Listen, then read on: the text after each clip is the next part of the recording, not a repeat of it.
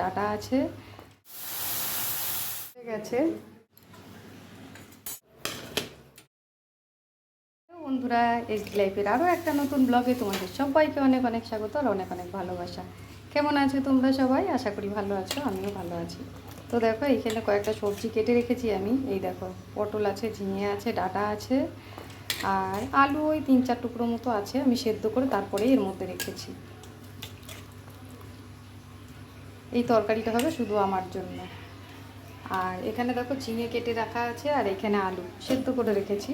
এই ঝিঙে দিয়ে আলু দিয়ে একটা তরকারি। ডালটা সেদ্ধ হয়ে গেছে, টমেটো দিয়ে আর ধনেপাতা দিয়ে ডালটা করছি। কড়াই বসিয়ে দিয়েছি, এখন ডাল ফোড়ন দিয়ে নেব। আর ভাত তো আগেই হয়ে গেছে।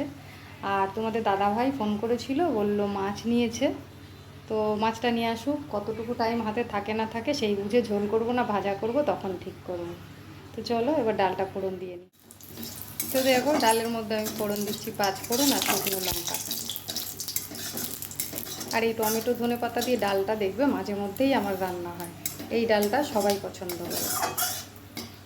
আমার শরীরটা খারাপ হওয়ার পর থেকে, বিশেষ করে পেটের ব্যথা খারাপ হওয়ার পর থেকে আমি খুব একটা ডাল খাচ্ছি না। তো ডালটা তো আমি খাবো না, আর এমনি ধনেপাতাতে জানো তো গ্যাস হয়। সেই কারণেই আমার তরকারিটা কিন্তু আলাদা হচ্ছে।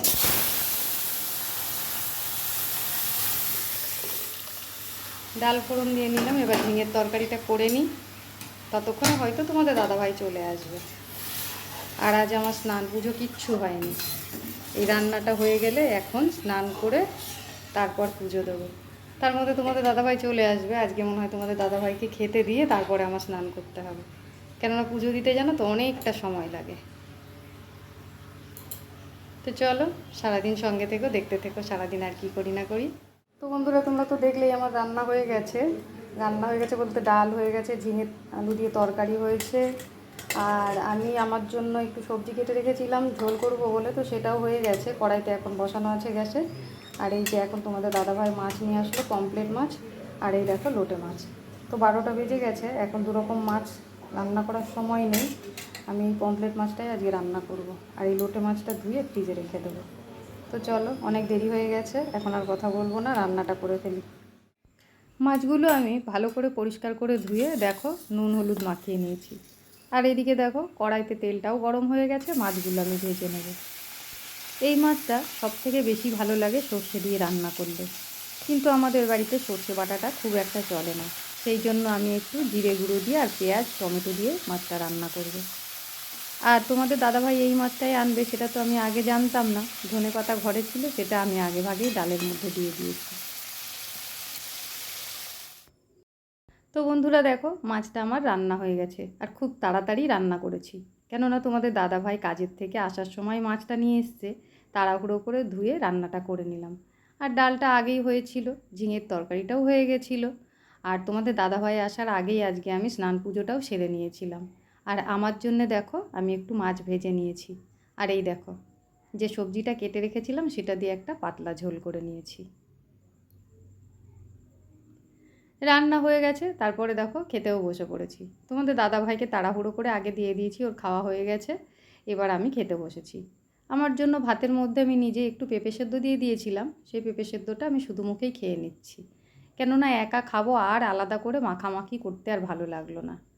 তারপর দেখো যে মাছ ভাজাটা নিয়েছি, সেই মাছ ভাজাটুকু দিয়ে আর ওই পাতলা যে ঝোলটা আমি করেছি সেটা দিয়েই আমার খাওয়া হয়ে যাবে। আর আমার কিন্তু এরকম হালকা পাতলা ঝোলটাই বেশি ভালো লাগে খেতে। সেই দুপুরের পরে দেখো বন্ধুরা, চলে এলাম সন্ধেবেলায় রান্নাঘরে। আর এখন আমি ছেলের জন্য টিফিন করছি। তো ছেলের জন্য আমি একটু ম্যাগি বানিয়ে নিচ্ছি। আর এই দেখো, ম্যাগিটা কিন্তু চাউমিনের মতোই করতে হবে, অথচ এর মধ্যে পেঁয়াজ লঙ্কা কিছুই দেওয়া যাবে না। শুধু ডিম দিয়ে আর ম্যাগির মশলাটা দিয়ে এইভাবে ম্যাগিটা রান্না করে দিতে হবে। তো ওর পছন্দ মতোই ম্যাগিটা আমি করে নিলাম। এখন ওকে টিফিনটা দেবো, দিয়ে আমি একটু চা করে নেব। আমার সন্ধ্যের টিফিন তো চা আর বিস্কুট। তো বন্ধুরা দেখো, ম্যাগিটা তো হয়ে গেল। চলো এবার ছেলেকে ম্যাগিটা দিয়ে দিই, দিয়ে তারপরে আমি আবার চায়ের জলটাও বসিয়ে দিয়েছি। ওর খাবারটা দিয়ে চাটা করে নিয়ে তারপর নিজে একটু বসবো। আর চায়ের সঙ্গে 2টো বিস্কুট। আর আমি তো লিকার চা খাই, তো সেই জন্য একটু লিকার চাই করে নেব। তো চাটা আমার হয়ে গেছে। এখন চলো সন্ধেবেলায় এমনি এই লিকার চা বিস্কুটই আমি খাই, তার উপর আবার শরীরটা অসুস্থতার জন্য উল্টোপাল্টা খাবার আমি কিছু খাচ্ছি না। এমনিই তো বাইরের খাবার খুব একটা আমি খাই না, তার মধ্যে আবার এখন তো খাওয়াই যাবে না। তো বন্ধুরা চলো, আমার আজকের ভিডিওটা এই পর্যন্তই। তোমাদের কেমন লাগলো অবশ্যই কিন্তু কমেন্ট করে জানিও। শরীরটা খারাপ বলে ঠিক মতন শ্যুট করতে পারছি না, তাই এখনকার ভিডিওগুলো একটু ছোট ছোটই হচ্ছে, আর কিছুদিন এই রকমই হবে, পরে আবার আস্তে আস্তে ঠিকঠাক দেব। তো চলো, আজকের মতন এই পর্যন্তই। টাটা বন্ধুরা।